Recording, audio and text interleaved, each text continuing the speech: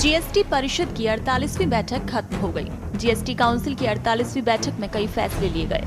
Goods and service tax council की बैठक में किसी भी सामान पर टैक्स नहीं बढ़ाया गया है। इसके साथ ही जीएसटी काउंसिल ने कारोबार को सुगम बनाने के लिए आपराधिक कार्रवाई करने में ढील दी है। राजस्व सचिव संजय मल्होत्रा ने जीएसटी परिषद की 48वीं बैठक खत्म होने के बाद लिए गए फैसलों के बारे में जानकारी दी। उन्होंने बताया कि इनमें जीएसटी परिषद ने अनुपालन में की जा रही कुछ गड़बड़ियों को अपराध की श्रेणी से बाहर रखने पर सहमति जताई है।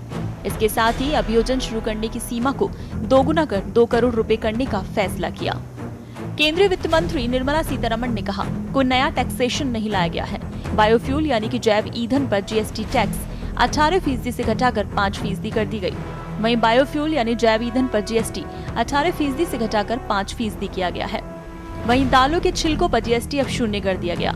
इसके अलावा अब 2 करोड़ रुपए के टैक्स चोरी के मामले आपराधिक श्रेणी और इन मामलों को कोर्ट में नहीं लाया जाएगा। ये कारोबारियों को राहत देने वाला है। 2014 में जहां Bharat ease of doing business index में 142वें स्थान पर हुआ करता था, वहीं 2022 में 63वें स्थान पर आ गया। जीएसटी लाने के पीछे भी एक उद्देश्य ये भी था कि टैक्स व्यवस्था में पारदर्शिता बढ़े। 2 करोड़ रुपए तक के मामलों में मुकदमेबाजी से छूट की घोषणा बड़ी राहत है। वित्त मंत्री ने कहा, हम देश का अगला बजट पेश करने की तैयारी कर रहे हैं। ये बजट भी हमारी उसी भावना को आगे बढ़ाएगा जो पिछले बजटों में रही। उन्होंने कहा, हम एक मिसाल पेश करने जा रहे हैं जिसे हमने पहले भी करके दिखाया है, लेकिन अब उसे और आगे बढ़ाएंगे जिससे भारत का अगले 25 वर्षों का भविष्य निर्धारित होगा।